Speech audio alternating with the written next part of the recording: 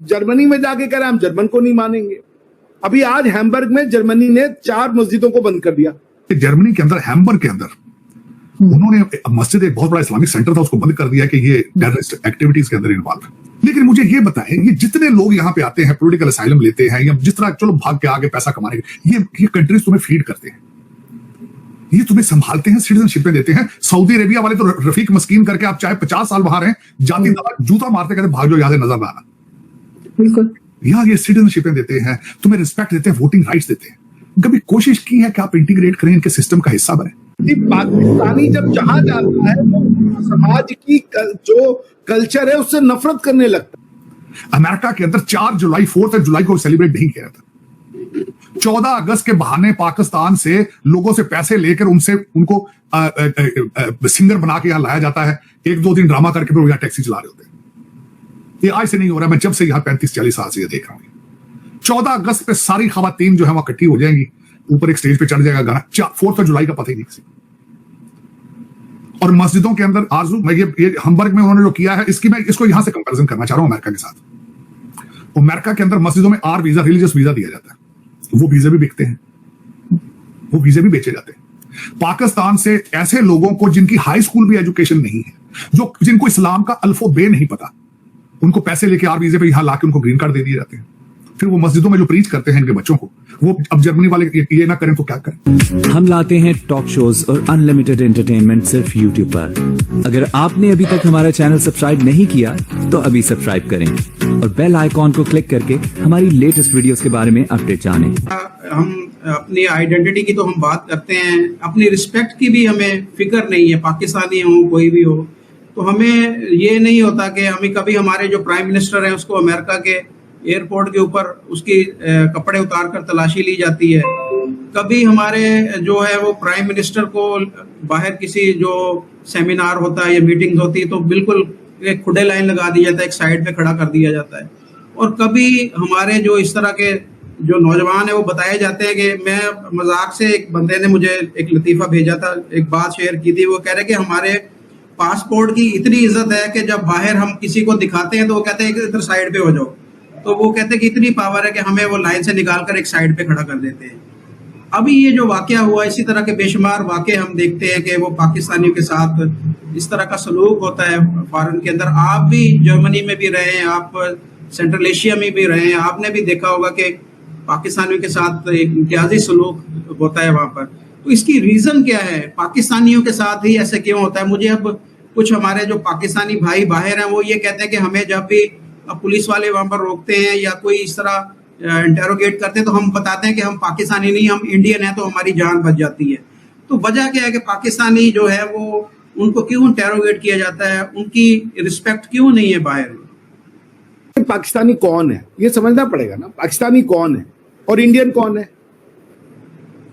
तो पाकिस्तान अनफॉर्चुनेटली एक ऐसे पाकिस्तान कोई व्यक्ति नहीं है, पाकिस्तान एक ऐसा जहन है जो जिस व्यक्ति के दिमाग में यदि वो चला जाए तो वो आदमी एक अजीब सी कंफ्यूज्ड अवस्था में चला जाता है। मुजफ्फर भाई, पाकिस्तानी जब जहां जाता है तो समाज की जो कल्चर है उससे नफरत करने लगता है।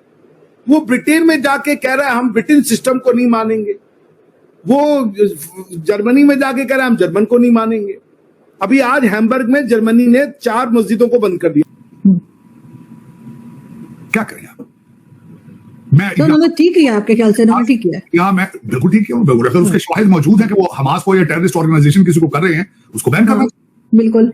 उन्होंने बच्चे नहीं बचाने अपने। दूसरी आरज़ू में आपको मजे, जिन्होंने सलमान तासीर साहब को जिन्होंने मर्डर किया था, क्या नाम है उनका?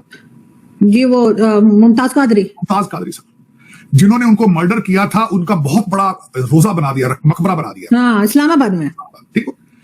एक बहुत बड़े यहाँ के आपके रिजवी साहब थे, वो कहते थे कि मैंने उनके कब्र से उनके हाथ निकलते देखे हैं खुद अपनी आंखों से, और दोनों हाथों में तलवार थी। ये उनकी स्टेटमेंट होती थी। मैं अमेरिका के बारे में बताना चाहूंगा। एक मस्जिद यहाँ जहां मैं बैठा हूं, यहां से 50 मील के फासले पे, उस मस्जिद के अंदर मुमताज कादरी साहब का उर्स मनाया गया। फिर ऐसा इस्लाम मैंने अमेरिका के अंदर प्रैक्टिस होते देखा है जो आपने जिंदगी में कहीं नहीं देखा होगा। कई मसाजिद है वहां लाइटें बंद करके तो वो अपना विर्द शुरू कर देते हैं, मैंने आज तक कहीं नहीं देखा। कहते हैं ये जिक्र की नई ट्रेनिंग दे रहे हैं। और आरजू ये फिर जो उनमें से जो बच्चे वो बच्चों को जो प्रीचिंग टीचिंग दे रहे हैं उनको वो अमेरिका से प्यार करना या इंग्लैंड से या जर्मनी से प्यार करना नहीं सिखाते, फासले मजीद गहरे करते हैं। कहते हैं ये काफी। मुझे एक बताएं बात, आरजू ये क्रिश्चियन जिस मैं कंट्री में बैठ के बात करूं ये क्रिश्चियन कंट्री है। मैं यहां लॉ स्कूल गया हूं, मेरे लॉ के प्रोफेसर कहते थे कि इस अमेरिकन जो कानून है इनके ऊपर कैथोलिक क्रिश्चियन रिलीजन का ऊपर इनकी ठाप है, क्योंकि क्रिश्चियंस कंट्री है, क्रिश्चियंस के लिए लॉ बनाया गया है। अब मैं यहां पे अगर मुझे क्रिश्चियनिटी से इतनी नफरत है, अगर मैं इतना बड़ा इस्लामिक कल्चर और वैल्यू और मजहब से प्यार, तो मैं यहां लेने क्या आया? मुझे यहां नहीं आना चाहिए। तो यही एक क्वेश्चन है मेरा जर्मनी वालों से सबसे। पिछले दिनों एक मूवमेंट चली थी कि ये मस्जिदों के अंदर नमाज नहीं पढ़ते, सड़कें मिला करके नमाजें पढ़ते हैं, शो ऑफ करते। इंडिया में भी यही करते हैं। लेकिन मेरा ये क्वेश्चन है कि ठीक है भाई, अगर तुम्हें जर्मन वैल्यू से, ब्रिटिश वैल्यू से, तुम्हें अमेरिका की वैल्यू से यू हैव डिसएग्रीमेंट, ये काफर है, ये कुफर है, यहाँ पे यहाँ फहाशी है या शराब खाने हैं, यहाँ शराब खुली बिक रही है, तो तुम्हें किसने कहा? इन्होंने खत लिख के तुम्हें कहा था भी आए, आप आए यहाँ तशरीफ ले आए, आप आए यहाँ पे। और मैंने आपको अर्ज किया था, ये बार बार ये लफ्ज कहते हैं डायस्पोरा, डायस्पोरा जी, पाकिस्तान डायस्पोरा वहां क्या कर रहे हैं? आपका 4 करोड़ बच्चा इस पर स्कूलों में नहीं जा रहा, उसमें से 2 करोड़ डायस्पोरा बनेगा। वो पैदल चल के ईरान जाएगा, ईरान से वो टर्की जाएगा, टर्की से आधे समुद्र में डूब के मर जाएंगे, आधे ग्रीस पहुंचेंगे बॉर्डर पे, कुछ इटली भाग जाएंगे, कुछ स्पेन चले जाएंगे, कुछ जर्मनी चले जाएंगे, कुछ उनमें से भाग के अमेरिका आ जाएंगे। अब वो यहां आ जाएंगे, वो किसको रिप्रेजेंट करेंगे? वो स्कूल तो गई नहीं। बिल्कुल। फिर आप कहते हैं जी पाकिस्तानी डायस्पोरा। मैं कहता हूं डायस्पोरा के ऊपर कोई स्कूल ही बनाओ। मैं अब करने लगा हूं शुरू आरजू, मैं जिस इलाके से हूं, मैं वहां पे एक वोकेशनल स्कूल बनाने लगा, वोकेशनल स्कूल, और वहां सिर्फ और सिर्फ कंप्यूटर की स्किल्स पहले सिखाऊंगा, उसके बाद इनको सिखाऊंगा कि इनको एयर कंडीशनिंग, इलेक्ट्रिशियन, इनको प्लम्बिंग वगैरह चीजें सिखाई जाए, ताकि वहां से कुछ सीख कर आए। एटलीस्ट ईमेल करना तो सीख लेंगे, इंग्लिश में नाम तो पूरा लिखना सीख लेंगे, आना तो सबने एंड अप यही करना है। तो अगर मेरे जैसा एक गरीब आदमी सोच रहा है, तो आपका जो लूटिंग एलीट है वो क्यों नहीं सोच रही? वो क्यों नहीं सोच? सर ये तो हर जगह जाके इंग्लैंड जाए चाहे अमेरिका जाए, वहां पे मिनी पाकिस्तान बनाना शुरू कर देते हैं। Get out. हाँ बिल्कुल। मैं आपको एक और बात बताता हूं, जर्मनी की तो चलो आज हम बात कर रहे हैं, नॉर्वे के अंदर आरजू वहां पे उन्होंने पाकिस्तानियों का एक गेटो बना रखा है, जिसमें बच्चे पैदा होते हैं, नॉर्वेजियन लैंग्वेज का एक लफ्ज नहीं जानते, वो इंटीग्रेटेड, अपने मोहल्ले अपने गेटो में पैदा हुए, वही कारोबार, वही जुबान, वही सारा कुछ।